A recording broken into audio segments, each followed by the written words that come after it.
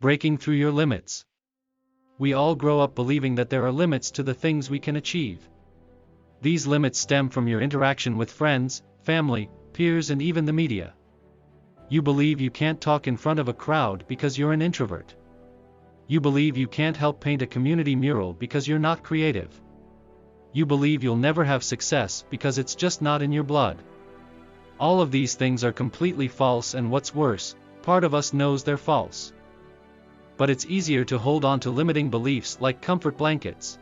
I'm going to teach you what breaking limits means, how to find your limiting beliefs, and a technique to help you keep breaking those limits so you can finally achieve what you really want in life. What's a limiting belief? A limiting belief is a thought you have about yourself that you believe to be true but is actually holding you back. This belief is called a belief because you believe it. Limiting beliefs are not excuses, they're things you've believed for years because you've been influenced to believe them. Ever had a teacher say you're not learning quick enough? I bet you now believe you're a slow learner. Ever had a parent call you shy? I bet you now struggle in social situations. Even the media can shape how we think and feel about ourselves. So now we know what a limiting belief is, we can work on breaking them. What does breaking limits mean? Limiting beliefs don't belong in your life. If there's something you want to do or try and a limiting belief is holding you back, then it's time to literally break your limit so you can get on with doing it.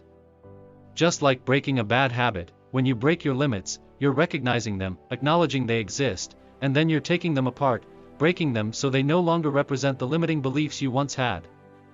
Sounds complicated, but let's get on with it, shall we?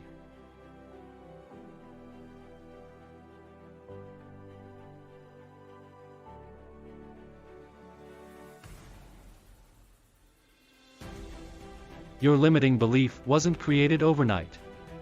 The likelihood is that you've been holding on to it for years. Just like bad habits, you're not going to be able to break your limit within a few days. It's going to take some work and self-belief to get there. So at this stage, recognize your limiting belief for what it is, how it got there, and how you feel about it. Write it down if it helps you to process. 2. Reframe your limiting belief. Now that we recognize our limiting belief exists and where it came from, it's time to shift our thinking.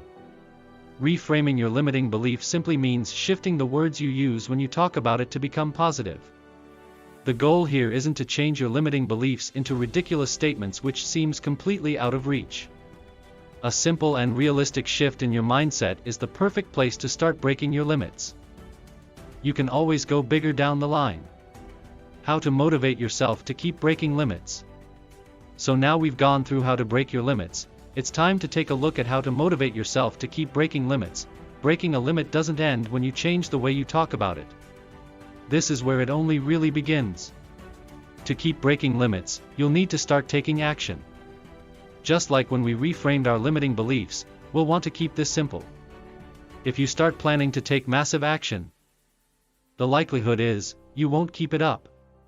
Breaking limits into short tasks. In order to really start breaking limits, you'll want some quick wins. So write down 4 things that you can do over the next week to start breaking that limit. Make these tasks as small as possible and make sure one of them you can do today. By breaking it down this small, the tasks become much more manageable and you'll be able to see progress immediately.